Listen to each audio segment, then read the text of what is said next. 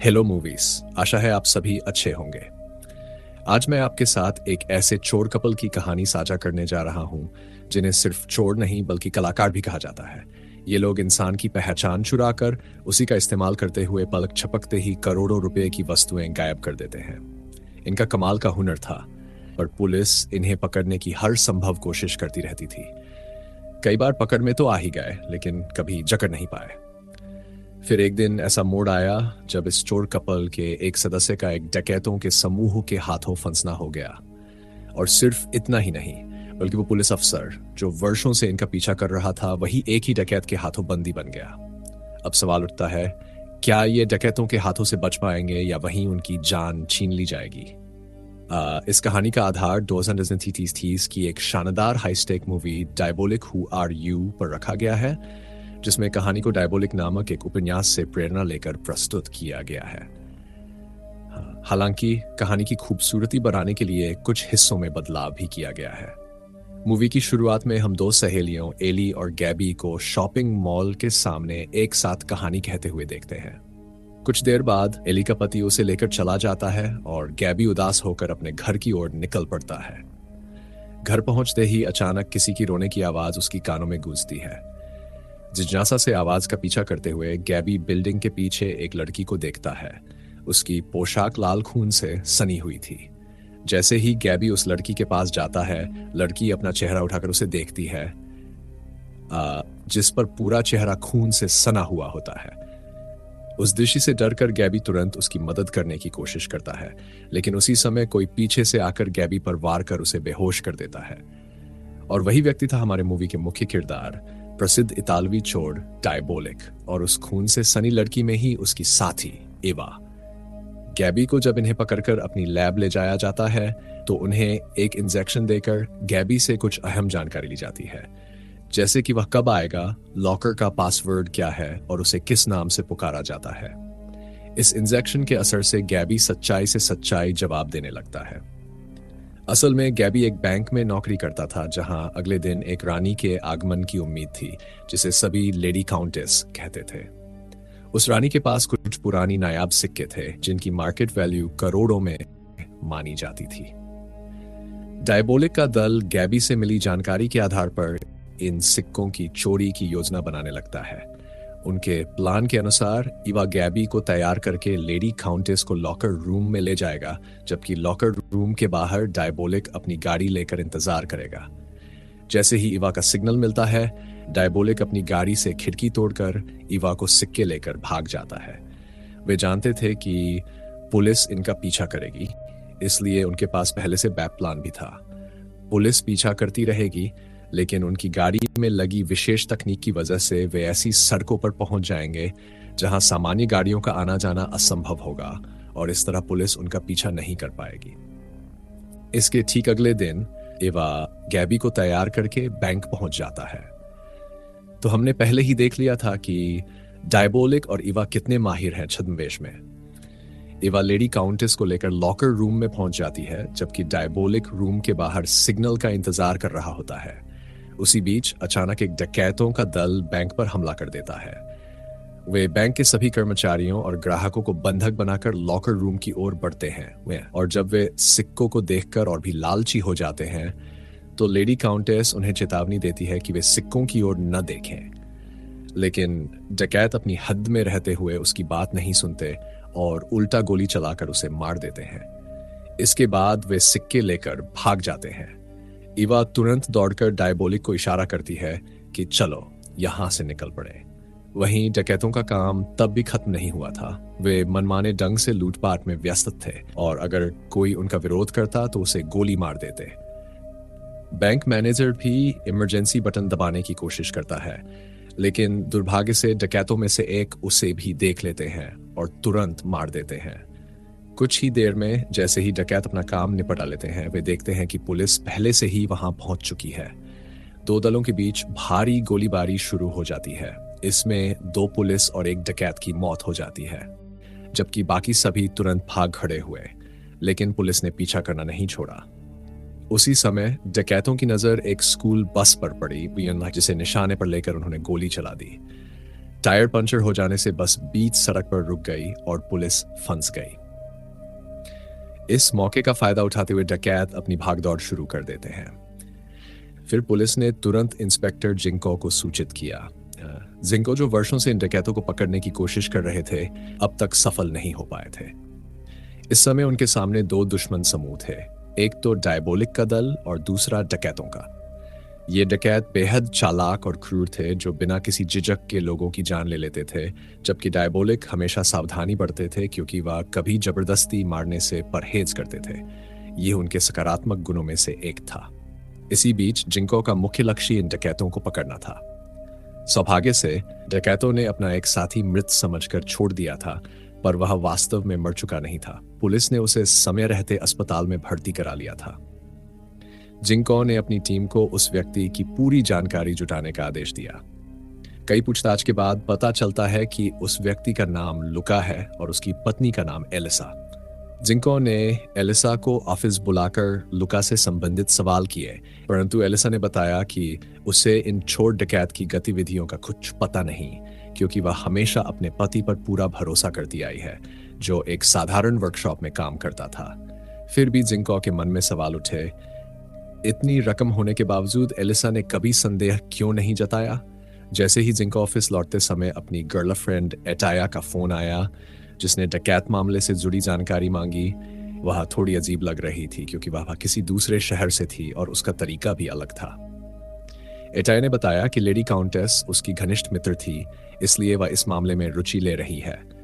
साथ ही उसने कहा कि कुछ ही दिनों में लेडी काउंटेस के अंतिम संस्कार का आयोजन होगा और वह उसी शहर में रहती है जहां जिंको से मिलने का अनुरोध भी किया। इसी दौरान गैबी अब भी डायबोलिक के अधीन था। एक बार ईवा ने डायबोलिक से पूछा कि गैबी का क्या किया जाएगा, क्योंकि उसने उनके असली चेहरे को देख लिया था और डायबोलिक उसे मार देने की सोच रहे थे।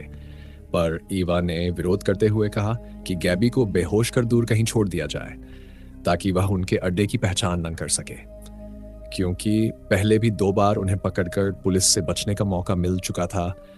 इसलिए असली चेहरों का खुलासा किसी बड़ी समस्या में तब्दील नहीं होना चाहिए। ईवा की बात मानते हुए डायबोलिक सहमत हो गए। इसके बाद एक समाचार पत्र में छपी एक खबर से पता चलता है कि लुका अभी भी जीवित है और पुलिस ने एलिसा से पूछताछ की है। इस पर डायबोलिक के मन में यह शक पैदा होता है कि शायद एलिसा अपने पति के गुप्त कामों के बारे में कुछ जानती होंगी, पर हो सकता है वह इसे स्वीकार नहीं कर रही हो। इसलिए उन्होंने एलिसा का पीछा करने का निर्णय लिया, क्योंकि अगर उसके जरिए डकैतों का पता चल जाए तो वे लाखों रुपए की संपत्ति अपने कब्जे में ले सकते हैं। डायबोलिक का मानना था कि डकैतों के पास 500 मिलियन रुपए से भी अधिक की संपत्ति है और यह अवसर हाथ से जाने नहीं दिया जा सकता। इसी सोच के साथ अगले दिन वे छद्मवेश में एलिसा के इलाके में पहुंच गए और उसके घर के ठीक सामने एक होटल किराए पर ले लिए ताकि उसके कमरे पर नजर रखी जा सके। लगातार उसे फॉलो करते रहने के बाद पुलिस के 2 एजेंट भी एलिसा पर निगरानी करने लगे। जहां भी वह जाती, इवा उसका पीछा करती, पर कोई ठोस सुराग नहीं मिलता। अंततः एक दिन इवा थककर डायबोलिक से कहती है कि शायद हम एलिसा के पीछे ज्यादा समय बर्बाद कर रहे हैं, पर डायबोलिक ऐसा मानने से इनकार कर देते हैं। इसी बीच अचानक खबर आती है कि लुका मर चुका है। यह सुनकर एलिसा काफी दुखी हो जाती है, पर उसी दिन एक अजीब घटना देखने को मिलती है। वह हमेशा की तरह बाहर शॉपिंग करने निकल जाती है, पर आज वह शॉपिंग सेंटर की बजाय एक टैक्सी लेकर कहीं और जाने लगती है। डायबोलिक तुरंत छद्मवेश में उसका पीछा करने लगते हैं और पुलिस के 2 एजेंट भी उसी का पीछा कर रहे होते हैं। थोड़ी देर बाद एलिसा एक आलीशान घर के सामने उतर जाती है। डायबोलिक उस घर की कुछ तस्वीरें लेकर वहीं से निकल जाते हैं और पुलिस घर के अंदर की हलचल समझने की कोशिश करती है। इसके पश्चात वे सारी जानकारी इंस्पेक्टर जिंको को सौंप देते हैं। जिंको ने तुरंत अपने साथी पाल्मर से उस घर के मालिक के बारे में जानकारी प्राप्त करने का आदेश दिया। पाल्मर ने दस्तावेजों की जांच की और बताया कि वह घर दियागो नाम के एक वकील का है। जिंको ने दियागो से संबंधित सभी जानकारियां मांगी। उसी दौरान दियागो एलिसा के साथ काफी प्रसन्न दिखाई देता था, क्योंकि पुलिस पर उस पर किसी भी डकैती की भागीदारी का शक नहीं था। वास्तव में सारी चतुराई एलिसा की ही थी। उसकी सूझबूझ ने पिछले कुछ दिनों में ऐसा कोई कदम नहीं उठाया जिससे पुलिस पर शक हो, और अब चूंकि लुका मर चुका था, पुलिस स्वाभाविक रूप से उसका पीछा छोड़ देगी। इसी सोच के साथ एलिसा आज दियागो से मिलने आई थी। इसका मतलब था कि जिंका और डायबोलिक की धारणाएं सही थी। एलिसा भी डकैतों से जुड़ी हुई थी। एलिसा ने दियागो से बैंक से प्राप्त अनमोल वस्तुओं में से अपना हिस्सा मांगना शुरू कर दिया।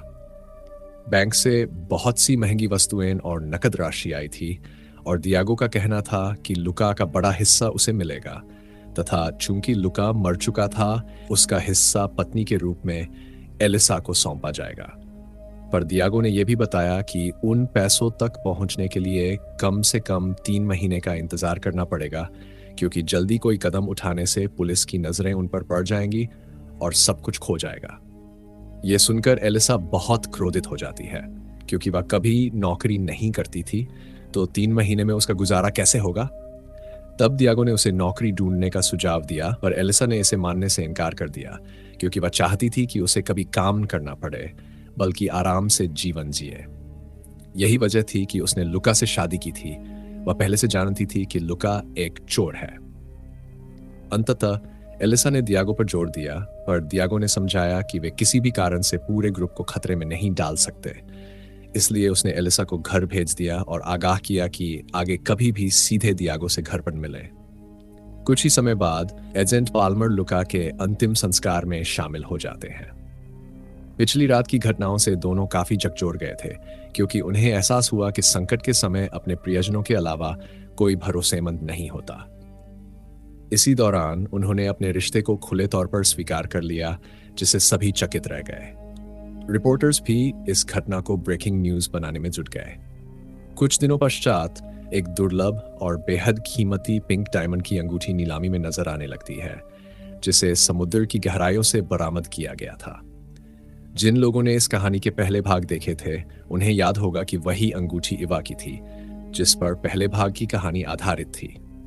पर डायबोलिक, जिसे इवा से प्यार था, ने उस अंगूठी को समुद्र में फेंक दिया था, क्योंकि उससे जुड़ी उसकी अतीत की दर्दनाक यादें थीं। अब जहां दूसरों की संपत्ति चुराने में डायबोलिक हमेशा सबसे आगे थे, वहीं अपनी भी हिस्सेदारी लेने का समय आ गया था। ऐसा होने से रोकना मुमकिन नहीं था, इसलिए कुछ ही समय में अचानक गैलरी में जहरीला धुआं फैल गया, जिससे सभी बेहोश हो गए। बेहोश होने के साथ साथ एक वृद्ध दंपति, जिसके बारे में बाद में पता चलता है कि वे स्वयं डायबोलिक और इवा थे, भी उस अंगूठी को लेकर निकल पड़े।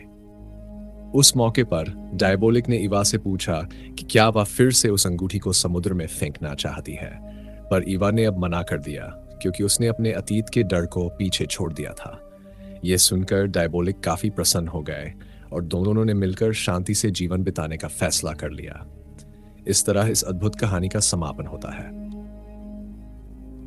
सच कहें तो इस मूवी के 3 भागों में से मुझे आखिरी भाग सबसे ज्यादा पसंद आया, क्योंकि इसमें डायबोलिक के बारे में सारी बातें खुलकर सामने आ गई और पहले भागों में छुपे रहस्य भी उजागर हो गए, जिससे पूरी कहानी में एक पूर्णता आ गई।